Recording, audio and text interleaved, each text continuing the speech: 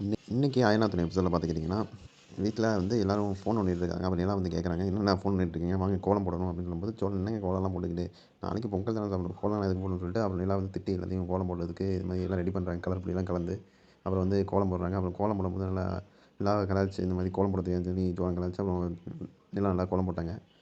நட்டேசனும் கூட வந்து கலர் பொடிலாம் போட்டு எல்லாருமே ஒன்றா உட்காந்து கோலம் போட்டாங்க. அதுக்கப்புறம் வந்து காலையிலேயே எந்திரிக்கணும், 6:30க்கெல்லாம் எந்திரிக்கணும், சூரியன் வர முன்னாடி எந்திரிச்சு பொங்க வச்சிடணும் அப்படின்னு சொல்லி நிலா சொல்கிறாங்க.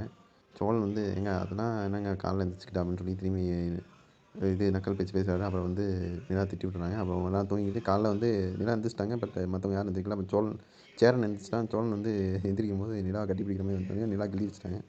அதுக்கப்புறம் வந்து நிலா குளிச்சுட்டு வந்துடுறாங்க. அதுக்கப்புறம் பார்த்திங்கன்னா இன்னும் சோழனும் பலவனும் தூங்கிட்டு தான் இருக்காங்க. அவங்க மேலே தண்ணியெல்லாம் ஊற்றி எழுப்பி விட்டு எல்லாத்தையும் குளிச்சுட்டு அப்புறம் எல்லாம் பொங்கல் ட்ரெஸ்லாம் போட்டு வந்து நிற்கிறாங்க. அதுக்கப்புறம் பார்த்திங்கன்னா வானதி வந்து அவங்க வீட்டிலேருந்து கிளம்பி வரா. அப்போ வந்து அவங்க அப்பா சொல்கிறாரு, "இவன் உன் பொண்ணு அடங்க மாட்டா. இனிமேல் அந்த பாண்டிக்கு கல்யாணம் பண்ணி சொன்னோனையும் அப்படியே ஒரு ஷாக்கில் வானதி பார்க்குற இதோட இன்றைக்கி எபிசோட முடிக்கிறேன்."